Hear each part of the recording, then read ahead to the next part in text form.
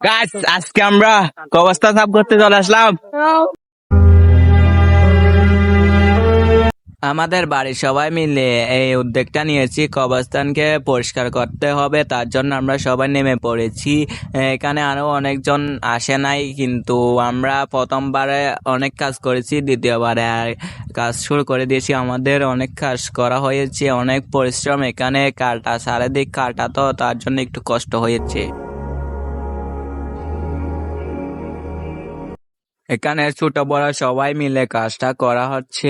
এখানে প্রত্যেকজনের নিজ দায়িত্বে কাজগুলো করাচ্ছে তারা। لأجاريهم قلدت এখানে কাজের ফাঁকে ফাঁকে আবার খাওয়া দাওয়া চলতেছে। আমাদের শেষ হওয়ার পর এখানে একটা বড় করে একটা বিরিয়ানির আয়োজন করবে তারা। একটা কথা মাথা রাখবা, সবাই মিলেমিশে থাকলে সব কাজ তাড়াতাড়ি হয়ে যায়। আমরাও অনেক কাজ করা হয়েছে এখানে।